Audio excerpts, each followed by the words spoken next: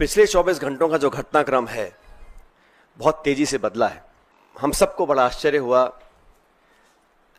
जब cease fire की जो घोषणा है वो अमेरिकी राष्ट्रपति ने करी। ये शायद पहली बार हुआ है कि इस प्रकार की सीज फायर की घोषणा सोशल मीडिया के माध्यम से अमेरिका के राष्ट्रपति करते हैं। और जो उन्होंने अपने सोशल पोस्ट पर लिखा है उस पर भी हमको ध्यान देना चाहिए। भारत और पाकिस्तान के बीच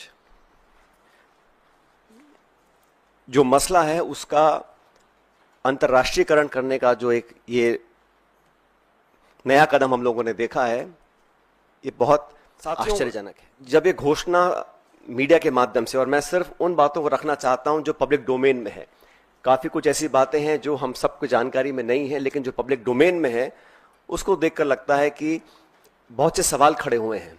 अमेरिका का 2 दिन पहले कहना कि it is none of our business, उसके बाद secretary of state, vice president, US president सबसे पहले घोषणा करते हैं कि सीज फायर हो रहा है, उसके बाद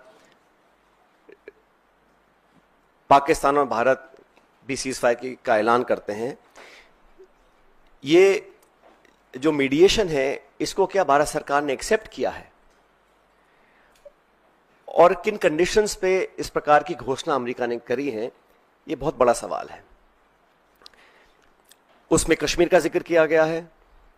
सेक्रेटरी स्टेट ने बोला है कि एक न्यूट्रल साइट पर कश्मीर के मुद्दे को, और कितना गलत अमेरिका के राष्ट्रपति जी ने कहा कि हजारों साल पुराना ये मुद्दा है। वो भूल गए कि 76 साल पहले ये एक ही देश था, कोई मसला नहीं था, लेकिन उन्होंने कश्मीर के मुद्दे को उठाया। और मुझे लगता है कि ये इंडिया पाकिस्तान को हाइफनेट करने की दोबारा कोशिश की गई है। आईएमएफ का बेल आउट करना, पहले भी बैक चैनल डिस्कशंस होते होंगे, डिप्लोमेसी का अपना एक रोल है दुनिया के हर कोने में, लेकिन इस प्रकार वॉशिंगटन से सीज फायर की अगर घोषणा होती है तो कई सवाल खड़े करता है। भारतीय थल सेना के पूर्व जनरल्स ने भी जो बातें बोली हैं उस पर भी हमको ध्यान देना चाहिए।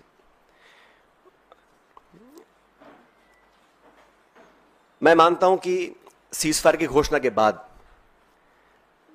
जो कल बॉर्डर पर लगातार वायलेशंस हुए, गोले दागे गए, ये उस विश्वसनीयता को खत्म करता है। अगर सीज फायर हुआ है, अनाउंस हुआ है, दोनों पक्षों ने, डीजीएमओज ने बात कर सीज फायर की घोषणा करी है, उसके तुरंत बाद रात भर जो खबरें हमें देखने को मिली हैं उसमें निरंतर वायलेशंस हुए हैं सीज फायर के। इसलिए मैं मानता हूं कि हम लोगों को एक ऑल पार्टी मीटिंग बुलानी चाहिए भारत सरकार को, और जो पिछली 2 मीटिंग्स में नहीं हुआ वो इस बार करना चाहिए। प्रधानमंत्री जी को इस ऑल पार्टी मीटिंग में आना चाहिए और पूरे देश को कॉन्फिडेंस में लेकर, सभी दलों को, क्योंकि सभी दलों ने अपनी विचारधारा को परे रखते हुए समय पर भारत सरकार को संपूर्ण समर्थन दिया था, और जो ऑल पार्टी मीटिंग्स बुलाई गई उसमें प्रधानमंत्री जी नहीं आ पाए थे। तो एक और ऑल पार्टी मीटिंग बुलानी चाहिए जिसमें वो सबको कॉन्फिडेंस में लें, सब पॉलिटिकल पार्टीज को और देश को कॉन्फिडेंस में लें कि सीज फायर हुआ है, किन शर्तों पर हुआ है, और अगर सीज फायर की घोषणा के तुरंत बाद रात भर पाकिस्तान गोलाबारी कर रहा है, सरहद पर मोटर फायर कर रहा है, तो उनकी विश्वसनीयता पर कब तक विश्वास किया जा सकता है, और क्या गारंटीज हैं कि भविष्य में इस प्रकार की घटना को अंजाम नहीं दिया जाएगा। क्योंकि पाकिस्तान की सेना, पाकिस्तान का पॉलिटिकल सेटअप इस देश से बहुत फर्क है, तो वहां पर क्या अश्योरेंसेस हैं, क्या गारंटीज हैं, और क्या विश्वसनीयता बची है कल की ढेर सारी वायलेशंस के बाद, ये एक बहुत बड़ा सवाल है।